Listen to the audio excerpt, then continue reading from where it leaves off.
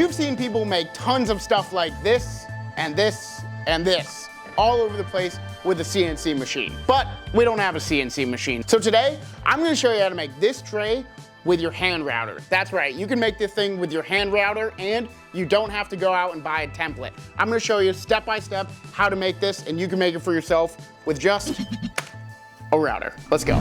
So we've got a piece of plywood that is 11 inches long by 7 inches wide and is 3/4 inches thick. Then we've got two pieces that are 10 inches long, 3/8 inches thick, and 3/4 inches wide. Then we've got three pieces that are again 3/8 inches wide, 3/4 inches thick, and these ones are 4.5 inches long. So now in the middle of that plywood board, and you don't have to measure middle, just kind of eyeball it, we're gonna place all of these 5 pieces like so. So basically, we're just gonna make a rectangle, and then with this last piece, you can decide where you want that to go, and that'll dictate how big the smaller piece of your tray is. Now what you're gonna do is double-sided tape all of these pieces, just like that, to your plywood. All right, here we have it. All double-sided taped down, those aren't going anywhere. Now we're gonna take this over to the drill press. So we've got a 1-inch Forstner bit on our drill press. You can do this with a hand drill if you want. We just have a drill press so it'll be easier. So on our board, we've got 8 corners, 4 in this pocket, 4 in this pocket. And what we're gonna do is we're gonna take our Forstner bit, we're gonna drop it down a little bit until it can butt up against both of those corners. See how it's on that corner right there? And then once it's there, we'll go ahead and we'll drill all the way through this board, and we'll do that with all 4 corners in here, and then all 4 corners in this quadrant as well. And make sure you go all the way through.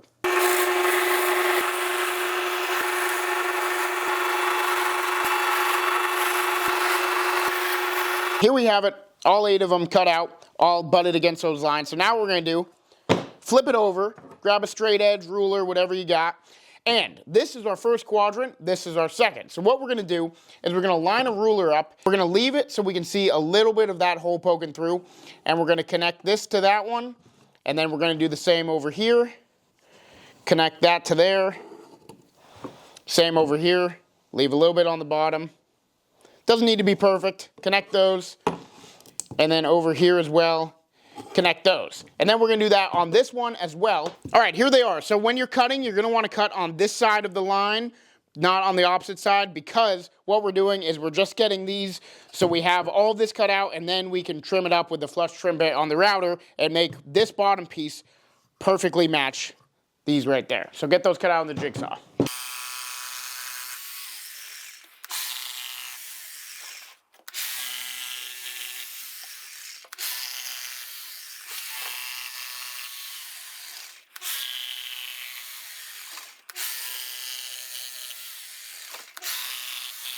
And that is supposed to look rough. Now we're gonna clean it up with the flush trim bit on the router. One thing to know on the router is that you wanna stop when you get to right here, right before that curve starts to go to the next side, because you don't want to go all the way in, because that'll ruin the curve we just put with a 1-inch Forstner bit.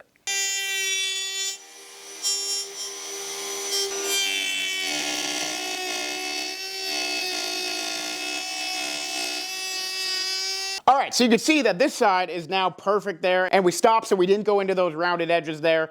So that's what it used to look like, that's what it looks like now. Now just go ahead and do that with the other one.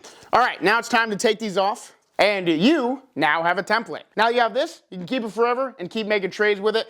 Now for the fun part. We need a blank. So we have this gluing up. It was some pieces of cherry and then a couple small scraps that we put together, but you can really make anything you want. I'd recommend going at least 1 inch thick. That way you just have a little bit of depth to play with for those little pockets. All right, we're gonna go ahead and clean this up, run it through the planer, and get it into working condition. Then we'll come back to you. All right, so this is what our blank looks like now. It's 6 inches wide, 11 inches long. The length doesn't really matter as much right now, but 6 inches does matter. Because what we're gonna do now is we're gonna go on both these long sides, and we're gonna make a mark at 3/4 inches. Go ahead and connect those.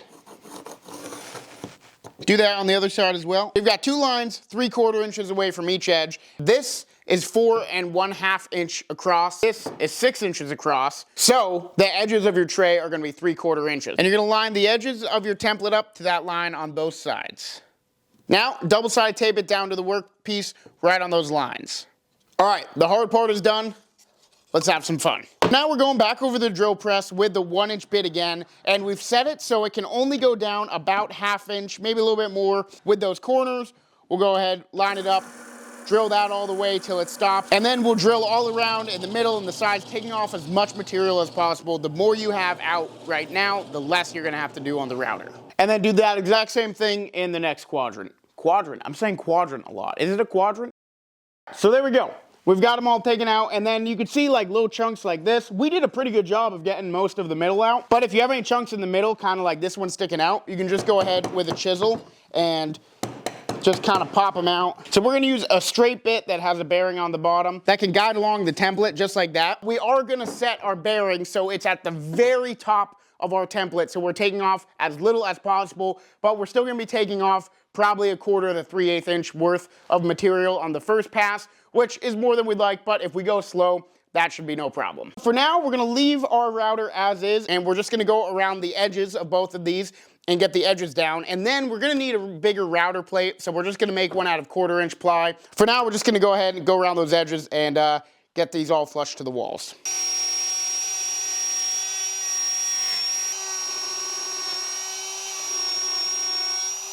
All right, so you can see the walls are flush for just a little bit, just about a 1/2 inch down on all these. So now what we're gonna do is we need to make a bigger base plate for our router. So that's pretty self-explanatory. These little screws hold this plexiglass plate in. I think it's plexiglass. So you just unscrew all those, take the plate off. Now this is what we're making a new one of. So grab a 1/4 inch sheet of ply, put it what you think is the middle, mark those 4 holes. And the center one. Drill those 4 holes. Now we're gonna countersink those just a little bit. Now drill out that middle hole. Now screw it all back into the router. Now I have a router with a bigger router plate just from a scrap piece of 1/4 inch ply. Now what we need to do is make sure that this is deep enough to cut a little bit, but not too much. We're cutting about 1/8 inch every time we go. So unfortunately, there's no good way for us to show you here, but I've got the ball bearing almost all the way showing. There's a little bit underneath the router plate right there. So then we're just gonna go in and we're gonna slowly guide it around the edges, which you'll be able to feel. Then we'll go from side to side all around and get all the material taken out, and then we can periodically check, see if we need to go up or down with the bit. But we'll show you me doing it a little bit, then we'll show you the results.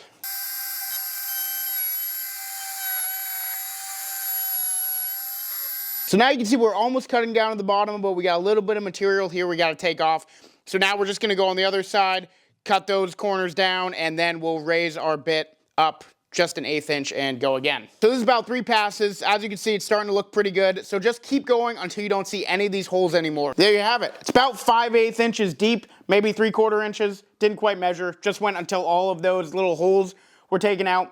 So now we got a lot of sanding to do, but first, let's get this router template off, and we can save it for another project. There you have it. Not bad at all.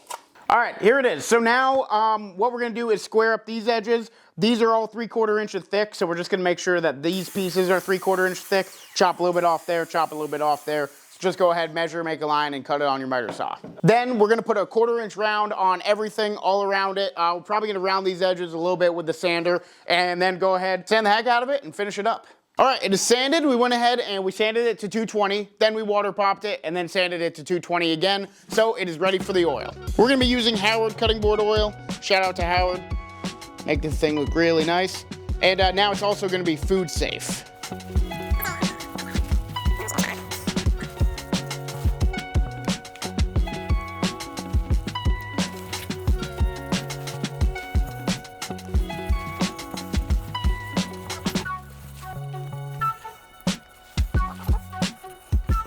What's woodworking if you're not getting some Howard cutting board oil all over your hands? Here it is, guys. Looks amazing. That thing is awesome. So that is what your hand router can do for you. So as I said, it's food safe now. We'll put some more coats of Howard on it later, but it's food safe, so you can use it to serve stuff. You can use it as a catch-all, whatever you want.